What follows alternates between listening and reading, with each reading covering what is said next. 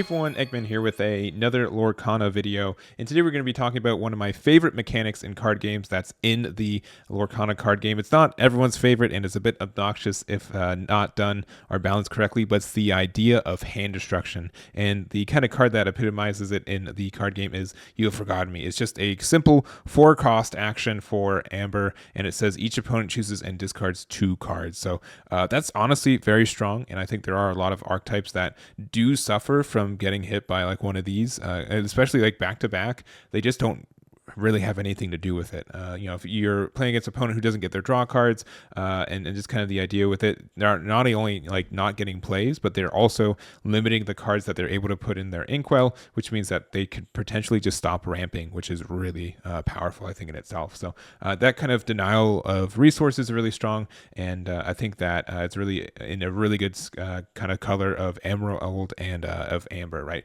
Emerald has the majority of the hand destruction. For whatever reason, this card is Amber, but it's great. It's a great card, and that's kind of the idea for that deck. So we're going to be talking about the current list that I have right now, which is also linked in the description if you want it, and just some alternative card choices and just the idea of the deck in general. So what you really want to do is you really just want to prevent your opponent from being able to make plays by reducing the cards in their hand, or just help them discard. And because of that too, and one of my favorite things about discard heavy decks is that it forces an decision on your opponent, and it gives your opponent more decisions to make. And because of that, there's a higher chance that they make the wrong decision, right?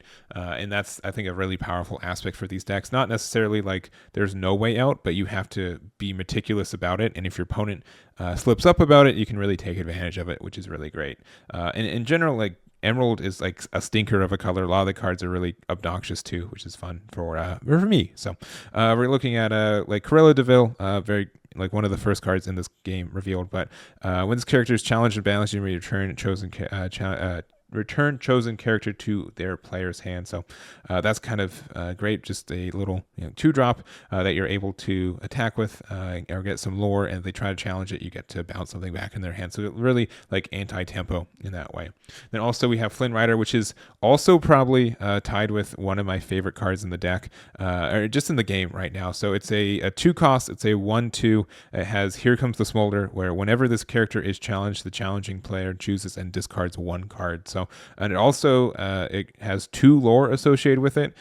So your opponent will definitely want to get rid of it, but then they usually have to play like Fire the Cannons, or like they have to spend time getting rid of this, or they have to just lose cards in their hand. And when you're already doing that with other effects, I think that's really great.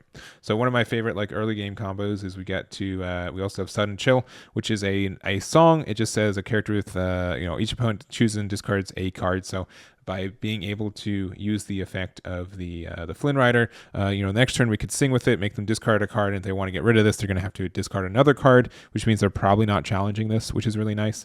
And then so like a little 2-for-1 in that, and you get the tempo for it, and just everything associated with that. So, and that works really well with the Ariel. We do have a lot of songs in this deck, and just in the fact that we want to not whiff with it. So Sudden Chill, obviously card that we need for the list, and also Be Our Guest is very good for just finding some additional cards of our own if we need to find our combo pieces. Part of Your World is kind of added just as another song, just to kind of fill up our ratios. This can help us find some additional top cards. Mother Knows Best is great for I've sometimes done these like fun effects where I bounce the card back into your opponent's hand, and then I say play Sudden Chill, and they have to discard it if it's the only card in their hand. So it's kind of wonky removal, but it does kind of work well there too. We do have a good amount of like 3-cost or more that we're able to sing with the song, and then kind of put our opponent back in tempo, which is kind of neat. We have Akuna Matata, which is only used as like an inkable card that we can find that's a song, because we don't have a lot of those right now, and that's kind of just the idea for it. So that's our songs there. We could probably add a little bit more to it, but we don't, so that's fine. And then also kind of keep going up, we do have some Mickey Mouses, because we are playing the 7-drop.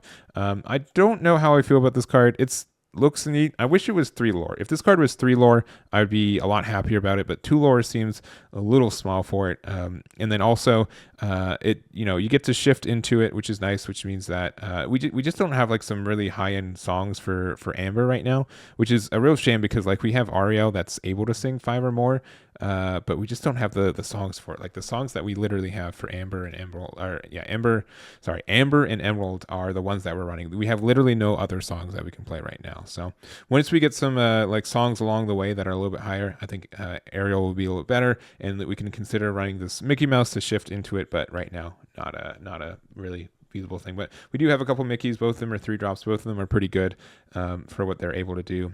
Being 3 4s and 3 3s, just being able to quest for 2 just helps you a lot. And just being in the 3 cost means we can Mother's No Bastard party your world with them too. Cheshire Cat, just okay. It's also obnoxious. Your opponent will not want to interact with this if they can. Banishes the challenging character, which means that they can do like a thing where they attack with like a 2 cost thing, 2 attack, and then 1 attack and get rid of it. You only banish like a 1 drop, but hopefully that means that you at least got some lore with it. We have Rapunzel, which is probably one of the best Amber cards in the game, being able to heal up one of your cards as well as drawing 1 for each damage removed that way. So if we have like our one of our Mickey Mouses that take damage, you can play this. You get to get some card draw and heal back up from there too. We have Cusco, which this card I didn't like at first, and then I played it, and I'm like, this card is pretty rough to remove at times. So it has ward, and it also has no touchy, which means when this character is challenged and banished, you may banish the challenging character. It only has 4 health, but it also gets 3 lore when you do it. And again, your opponent will not want to interact with this card. They're gonna like get a lot of you're gonna get a lot of tempo or advantage from it most of the time because you just can't get like hit by removal for it. So I think that's great. And Mad Hatter kind of in the same slot, same exact stats for the 2/4 with 3 lore. But whenever this is challenged, you get to draw cards. So that's kind of like in the reverse where you're able to get some card advantage by doing that too, which is really nice. Top end also we have Lady Tremine, which it's fine being able to recycle.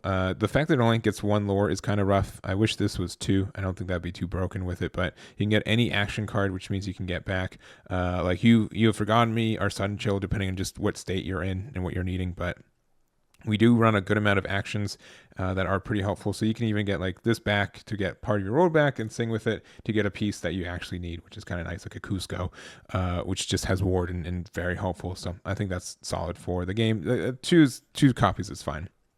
And then we'd already kind of talked about the Mickey. So only other card we haven't talked about is Stampede, which is okay of a card. Being able to use this to, I don't know why it's like strictly worse than Fire the Cannons because it's only a damage character. And also like Fire the Cannons can be found off cards. So just the name of it is better than Stampede, but I digress. I feel like this card should have just cost 0, if I'm being honest, if it's just damage characters, but whatever, that's fine. So looking through the cards that we could also be running, we could be running the Stitch if you really want. If you just want a top end where it's the Stitch and you're able to just draw cards, that's not too bad. We do get a good amount of cards on the board, so the draw 2 is not too terrible for you. And it's a 7 cost 4/8, which means it's a little bit difficult to remove 2. So I think that's fine for you.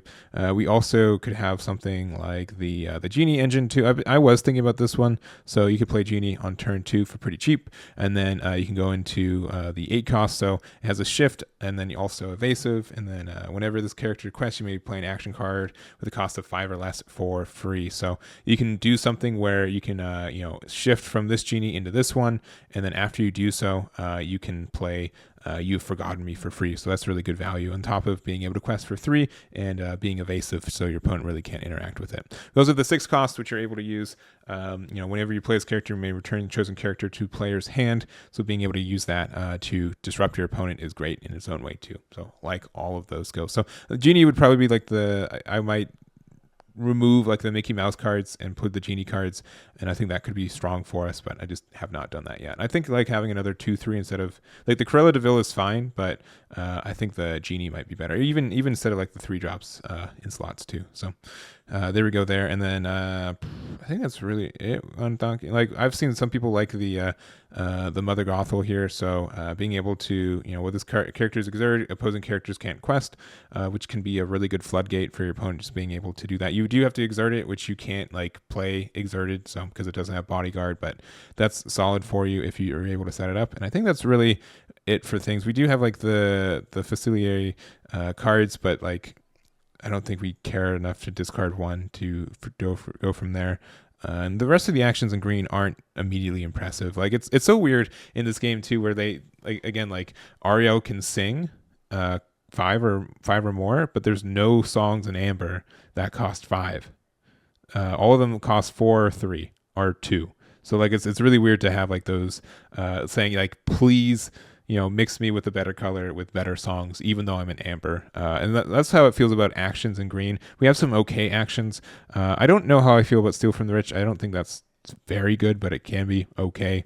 But it's kind of what it is. So anyways, I do like this deck. I do think hand destruction is really mean. It's if you if your opponent is playing like a really heavy control deck, you just play this and then they can't draw and you go from there. Only thing I'll say is like there is like one hard counter to the deck, and it is if your opponent is playing the Brand New World. If they play this card, you just feel really bad about it.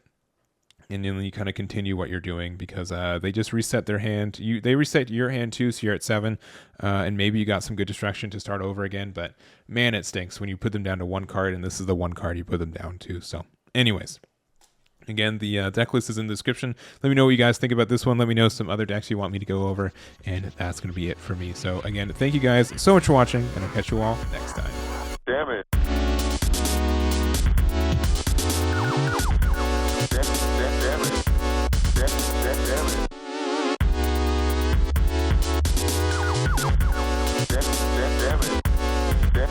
Damn it.